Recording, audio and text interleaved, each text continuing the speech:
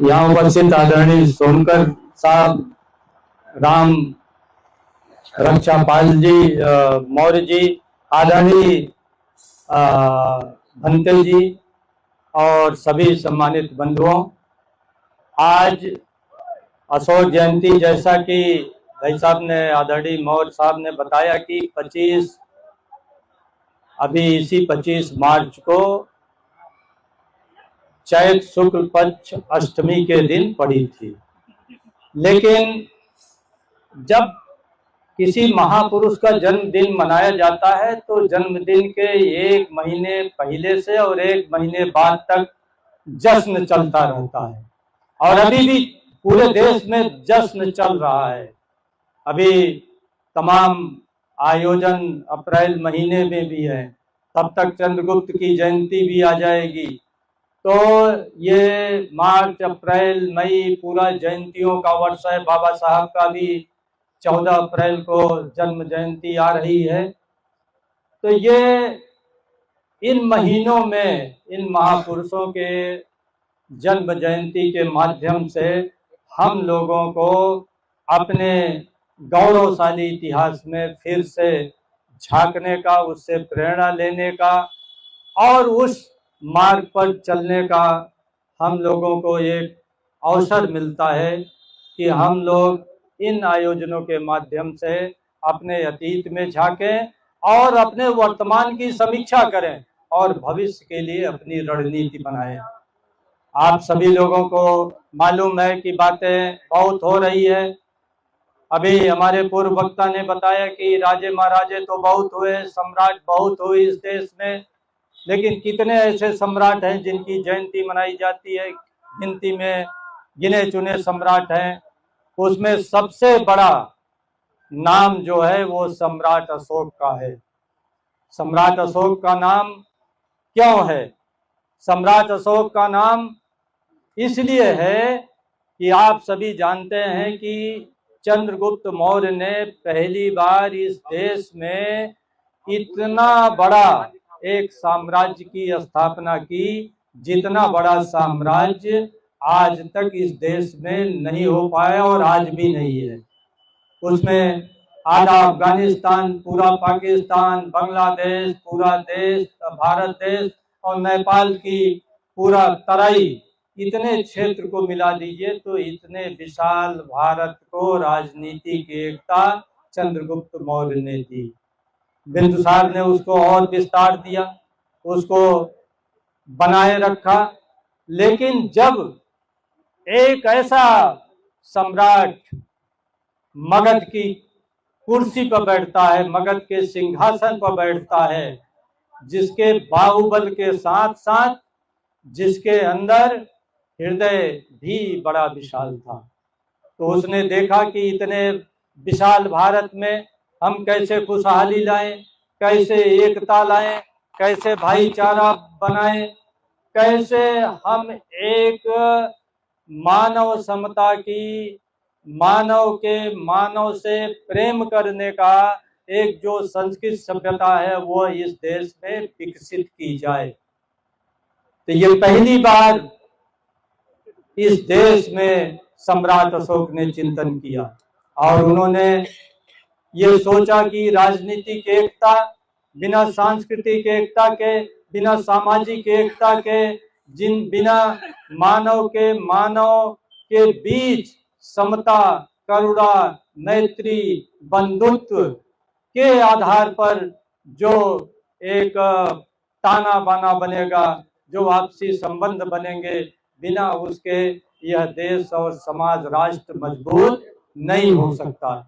आप सभी जानते हैं कि जब एक व्यक्ति मजबूत होता है तो एक परिवार मजबूत होता है, एक परिवार मजबूत होता है, तमाम परिवार मिलकर के एक गांव बनता है, कई गांव मिलकर के पूरा राष्ट्र बन जाता है। तो उन्होंने इस देश में एक ऐसा समाज बनाने की कोशिश की जो समाज बंधुत्व पर, भाईचारा पर, करुणा पर, दया पर, समानता पर टिका होता। ये देश विविधता का देश है। हम लोग बात करते हैं कि हम अशोक राज लाएंगे, हम अशोक राज लाएंगे। इस पर भी चिंतन करना चाहिए कि अशोक राज का मतलब क्या हुआ। अगर आपके अशोक के शिलालेख पढ़िए तो उन्होंने जो पूरे विशाल भारत, ये भारत बहुत विशाल है, इसलिए इस विशाल भारत पर विशाल हृदय का, विशाल मनोमस्तिष्क का उदार मना सम्राट ही शासन कर सकता है और उसी को ही आदर्श शासक माना जा सकता है। अशोक ने अपने शिलालेखों में लिखवाया कि इस विशाल भारत में विभिन्न धर्मों के लोग रहते हैं, विभिन्न संस्कृतियों के लोग रहते हैं, विभिन्न सोच विचार के लोग रहते हैं। यहाँ ब्राह्मण भी है, श्रमण भी है, जैन भी है, आजीवक भी है। यहाँ ऐसे लोग हैं जो ईश्वर को मानते हैं और यहाँ ऐसे लोग भी हैं जो ईश्वर को नहीं मानते हैं। यहाँ ऐसे लोग भी हैं जो वेद को मानते हैं, यहाँ ऐसे लोग भी हैं जो वेद को नहीं मानते हैं। तो इस विविधता के देश में सब मिलजुल करके रहें, यही भारतीय संस्कृति है, यही भारतीय सोच है, यही भारतीयता है। और इसी शऊर और संस्कृति को जीने की कला जो राज सिखाए वो अशोक राज है। अशोक राज ये भी होता है, अशोक राज ये भी होता है कि इसके पहले के जितने राजा महाराजा थे, हमारे वक्ता लोगों ने बताया कि क्या काम करते थे। बड़े बड़े राजमहल बनाते थे, ऐशो आराम में पूरा धन दौलत खर्च करते थे। लेकिन अशोक को चूंकि जनता को अपना पुत्रवत मानता था, अपने को जनता का पिता मानता था, वो देखता था कि मेरे इस भारत देश की, जम्बू द्वीप की प्रजा किसी प्रकार से दुखी न रहे, इसलिए उन्होंने राजकोष का मुंह जनता के कल्याण के लिए खोल दिया। तो राजकोष का जिस दिन जनता के हित में अधिकतम प्रयोग होगा उस दिन अशोक राज आएगा। जिस दिन इस देश में विविधता के साथ हम रहने की कला सीख जाएंगे, हम संस्कृत सीख जाएंगे, उस दिन अशोक राज आएगा। लेकिन हमारे यहाँ भी हम नौजवानों से कहना चाहते हैं कि हमारे बीच तमाम नौजवान होते हैं, संस्थाएं चलनी चाहिए, सामाजिक संस्थाएं भी चलनी चाहिए। आपके अशोक के नाम पर संस्थाएं चलाइए, बाबा साहब के नाम पर संस्थाएं चलाइए, ज्योतिबा फुले के नाम पर चलाइए, जात के नाम पर चलाइए। लेकिन सबका उद्देश्य यही होना चाहिए कि हम अपनी जो ऊर्जा हो, अपनी जो ताकत हो, वो उस दिशा में चैनलाइज करें, उस दिशा में लगाएं, उस दिशा में उसको आयोजित करें कि आने वाला यह देश अशोक के आदर्शों पर, अशोक के विचारों पर चलने वाला देश बने। मित्रों, एक बात और, अभी हमारे राष्ट्रीय अध्यक्ष जी ने संकेतों में आपको बताया, अब यह कोई अशोक राज्य नहीं लाएगा, अब कोई राजा अशोक राज नहीं लाएगा, यह लोकतंत्र है। और इस लोकतांत्रिक प्रक्रिया के माध्यम से ही आपको अब अशोक बनाने की जरूरत नहीं है, बल्कि अशोक की संस्कृत सभ्यता और विचारधारा को आगे बढ़ाने की जरूरत है। हमारे लोगों के बीच कई लोग आते हैं, आ गए हमारे बीच चंद्रगुप्त जी आ गए हमारे बीच अशोक जी आ गए।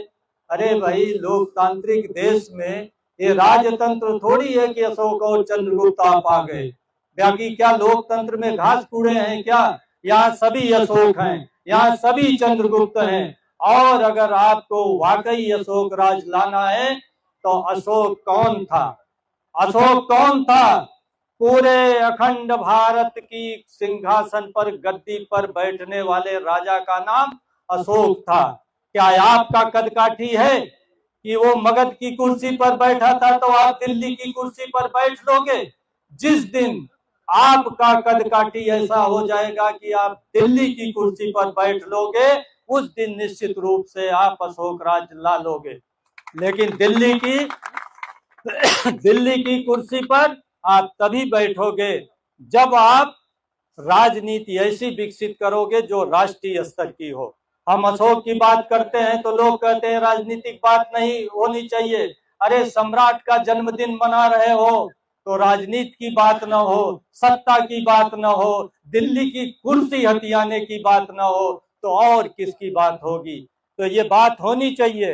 ये लोकतांत्रिक देश है। आप पूरे ये सारे लोग मिल करके बिना धर्म जाति मजहब भाषा संस्कृत सबका भेदभाव भुला करके पूरे देश की एक लोकतांत्रिक पार्टी बनाइए और अशोक की नीतियों को, अशोक के बात को, अशोक की संस्कृति को, अशोक के दर्शन को, अशोक के कार्यक्रम को राज सत्ता का कार्यक्रम बनाइए। अशोक राज आ जाएगा। लोकतांत्रिक देश में हमारा अशोक बनेगा तो लोकतांत्रिक ढंग से ही बनेगा।